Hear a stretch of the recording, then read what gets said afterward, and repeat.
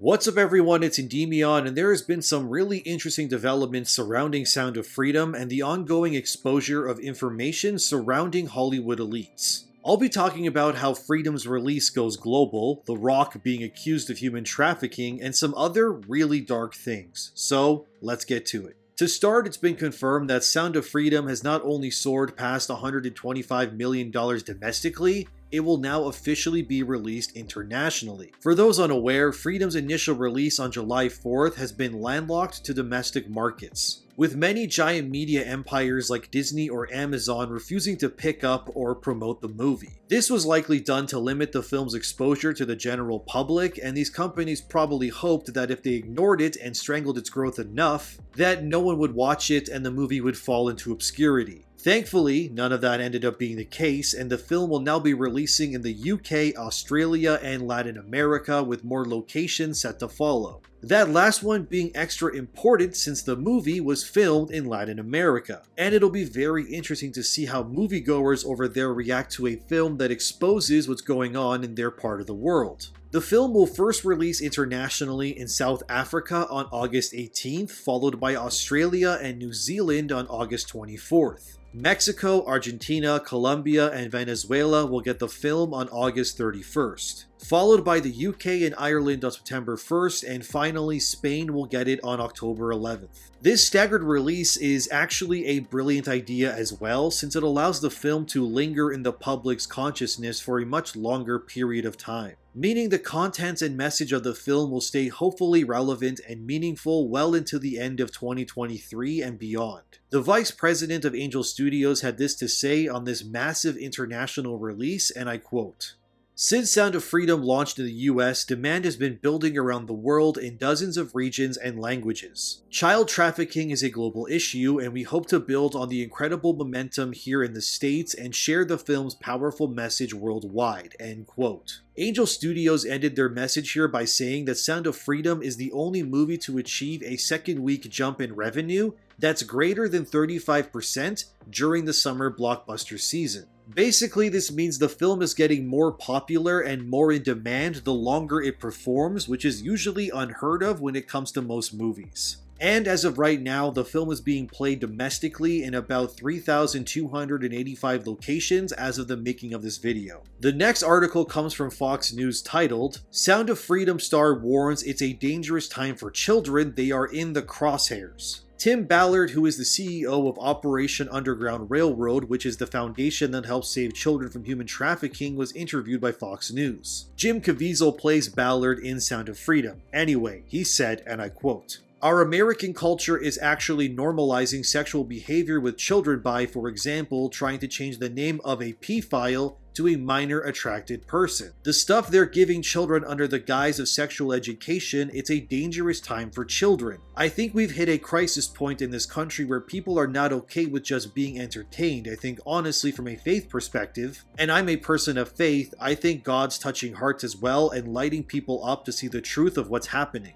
Viewers who attend a Sound of Freedom showing are looking for meaning, they're looking for purpose, it's resonated because we need to find solutions." End quote. Ballard went on to explain that he's actively pushing to implement one of his proposed solutions to the child trafficking problem. This method would be the rapid testing of migrant children's DNA with their sponsors, to ensure that the people carrying or crossing the borders with these children are actually related to the children they have with them. And when pressed about this solution, which was in effect, might I add, although briefly, Ballard confirmed many government agencies removed the DNA test requirement without explaining why. And this is just yet another safeguard weirdly being removed from the government institutions that could very well protect the well-being of children. So when Ballard says children are in the crosshairs like never before, he means it, and it's scary. Ballard continues with, and I quote, "The only compassionate policy when it comes to the border for children is for enforcement, full enforcement. So the bad guys aren't incentivized to take children and bring them into our country and in a way that they'll end up being abused. We've got to force the conversation, bring light to dispel the darkness." End quote. By the way, let's just quickly circle back on that DNA testing controversy, since this might sound like something new, but it turns out it isn't.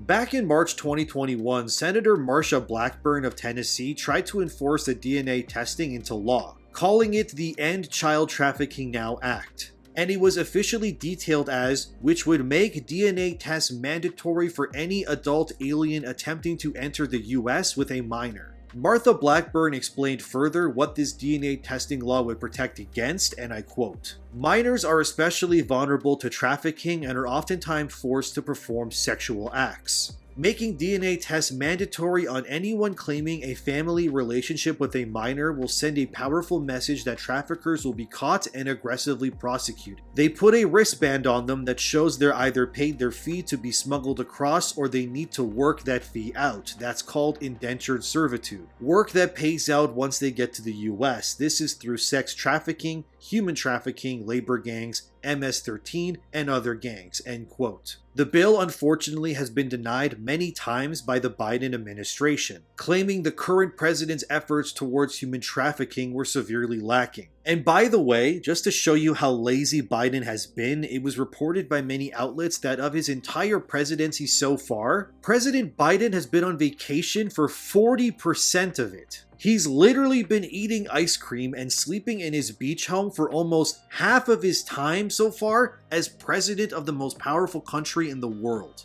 So it's no surprise that rapid DNA testing being proposed by senators and people like Tim Ballard are falling on deaf ears, since the president is likely not even awake to hear these claims to begin with. And just to really show you how well this movie is doing, Freedom has made $6 million more domestically than Mission Impossible Dead Reckoning Part 1, which may just be a sliver above it, but hey, the fact it's beating one of the biggest action franchises on North American soil is impressive regardless. Beyond this, Mel Gibson, who's actively supported Freedom since its inception, has now detailed a new movie he's making with Mark Wahlberg called Flight Risk. The film will star Wahlberg as a pilot transporting a dangerous criminal for a trial. The film is based on a script from 2020 called Blacklist, and it's being hyped as a suspense-filled must-see event. Many are wondering if this film will have more exposures of Hollywood elite secrets within it, since the premise of the movie clearly states it's about transporting a very volatile and likely guilty criminal to a trial. Speculation is surrounding if the film's bombshell reveals could be that the criminal in question will be a combination of Mel Gibson's insider information, and that the film could be a sleeper hit that exposes even more degeneracy of Hollywood and the people that profit from it. Also, a fun fact for you, not a single film Mel Gibson has ever directed has flopped at the box office. Every film he's made has been a big success, so it'll be interesting to see what he makes, especially with everyone's eyes on him due to Freedom's success. Some people are not happy that a lot of this is being exposed, with Jack White of the White Stripes openly condemning both Wahlberg and Gibson for meeting with people like Donald Trump. Jack White is angry that big A-list stars like Wahlberg, Gibson, and even personalities like Guy Fieri are, in Jack White's words, normalizing people like Donald Trump by speaking to him in publicized settings like UFC events. White's angry that people like Joe Rogan as well are openly embracing and speaking to Trump, as he thinks giving the ex-president public affirmation will ruin the country. Jack White got mad at Elon Musk as well and went on to say, and I quote, "So you gave Trump his Twitter platform back. Absolutely disgusting, Elon. That is officially an asshole move. Why don't you be truthful? Tell it like it is. People like you and Joe Rogan, who gives platforms to liars like Alex Jones, you come into a lot of money, see the tax bill, despise paying your fair share, and then think moving to Texas and supporting whatever Republican you can is going to help you keep more of your money. How else could Trump possibly interest you?" End quote. Like I've said in previous videos in my Hollywood Elite series, I find it very strange that people of the usual liberal-leaning bias always have a problem when it comes to American people wanting to embrace their patriotism. That they truly believe anyone who isn't a carbon copy of their every thought is evil and should be excommunicated from society for trying to think differently. The truth of people like Jack White is that he's just another indoctrinated Hollywood shill, who's angry his side can't control people like Mel Gibson or Mark Wahlberg. And I bet you if you asked him if Biden was a good president, his puppet strings would pull tight and he'd say Biden is his savior. The same Biden who doesn't even know what day it is and has vacationed for hundreds of days while his nation falls to corruption. And because of films like Freedom bringing so much renewed interest to topics like child exploitation, it's very weird when I see left-wing voices condemn the film, calling it nonsense. As if advocating for the protection of children was somehow a negative thing to openly express. For example, we have the Emmy Award-winning journalist James Gordon Meek, who was the senior advisor and investigator of counterterrorism for the U.S. House Committee on Homeland Security. Meek has been very open about his disdain of Republican values and oftentimes virtue signals whenever possible. He even attacked Tucker Carlson for platforming an employee on his payroll who was exposed for posting racist and sexist material on online forums.